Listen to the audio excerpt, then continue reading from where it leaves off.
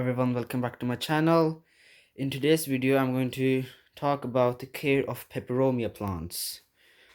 Let me just place it there. So as you know, or if you don't know, there are many varieties of peperomias.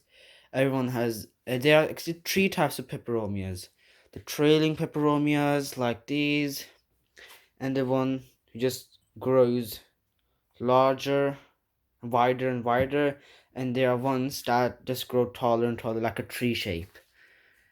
So these are peperomias I don't have the tree shaped one, but I want to actually have one of these. They're actually growing really well in my home. Peperomias are easy to care plants. This is, if you're a beginner gardener, you should have one actually. If you have a east facing window or west facing window, you should definitely have a peperomia. And if you like to, don't some of them like to be watered, some of them don't. So I'm going to talk about the watering, fertilizing, light requirement and temperature of these peperomia plants.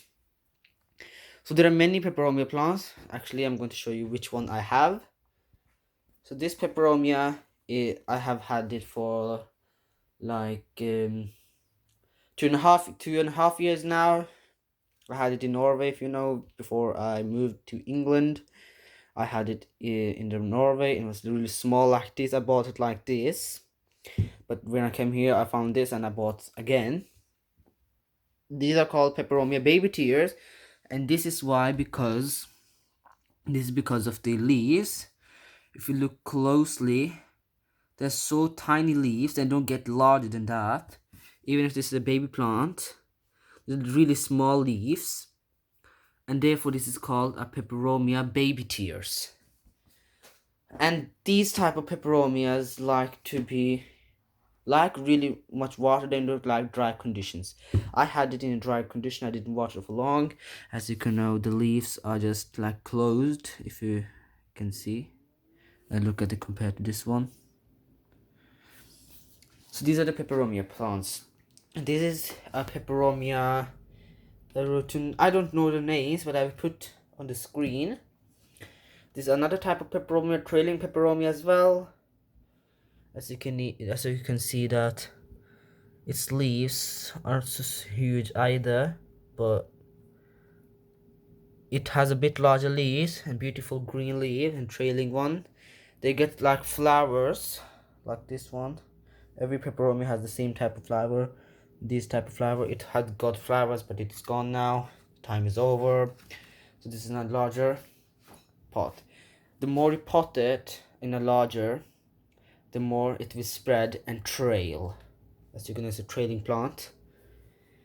And this fourth peperomia I have, or the third type, look, I have a bird here just for beauty. And this is a type of peperomia I really struggled with when I bought it, because peperomia like bright indirect light. I put it in a shady spot because I didn't know about peperomia. It began to lose many leaves, but then I thought, no, I want to save it because this is one peperomia I really wanted. And then I actually saved it, and it has grown really much since I bought it, or after I saved it. As you can see, it is called Peperomia beetle, and this is why, because you know beetle has a skull on their back that looks like that, or a string of beetle. It's also named a string of beetle.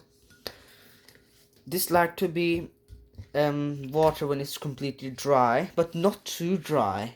When I mean completely dry, not like a cactus and you just completely dry and then water it. It is in a bright indirect light, therefore it has really beautiful leaves. So the fourth type and the fifth peperomia is this one. I don't know the name either, but I will put it on the screen. This is also a type of peperomia. This is not a trailing one. Looks like the beetle but lighter color. It's not the beetle, but it doesn't trail, but it spreads. These are two flowers as well. So let's talk about the watering. When you water peperomias, you have to water thoroughly and do not overwater. This is the first mistake every gardener do when they water the peperomia. They overwater the peperomias and they got root rot and then die. So firstly, when it's dry, a little bit dry, for these two types of one, these are really small leaves, and small leaves one actually lose water a lot because they're small leaves and they don't take a lot of water, and they're thin leaves as well. They don't take a lot of water, so you have to water it frequently. I water it really much. They like to actually be really much watered, really watered. These baby teas, peperomia, they love water. But this one has a little bit thicker leaves. It has thicker leaves, but the size of the leaves are a little bit bigger, but not too much big. And this one actually like to be watered a little bit because the thicker leaves, it like to be watered a little bit when it's partially dry. Okay, for this one, it has more thick leaves, thicker and really hard leaves. Still the same size leaves, but the harder leaves. So what this want is to be watered when it's dry. Just dry. Not completely dry, just dry. And then it's like to be watered. And it's trailing one, as you know. So this one is the same as this one, as you know. But this one has a not so thick leaves, but thicker than that. Not so thick like that. It has also thick leaves, but it also like to be watered when it's partially dry. Partially to more dry side, you know what I mean? It's a little bit more on dry side. So now let's talk about the light requirements. They all love bright indirect light. When I put it in the shade spot, they all begin to lose their leaves. So don't do that. The first thing you have to do, bright indirect light, east facing window or west facing window. This one and this one and this one, those three peperomias I have on west facing window on upstairs on my first floor. As you know, where there's many plants, I showed you in my indoor garden tour video. Those three plants or peperomias I have in west facing window. They love there. They grow too. They just love there. But sometimes this can be grown in shade stuff, but they become leggy. You know, they're really long, and a leaf after 2 centimeters of stem doesn't look beautiful at all. This one is in east facing window in my kitchen. And east facing window look good for them. Morning sun. They love morning sun or afternoon sun. All the peperomias, so they love it. So therefore they actually love the conditions in the east facing and west facing windows. Don't put it in south facing, as they will burn because of the direct sunlight in the summertime. But don't either put it in north facing window because north facing window doesn't get even sun. So just put it in west facing or east facing window where you get morning sun or afternoon sun. So let's talk about the temperature.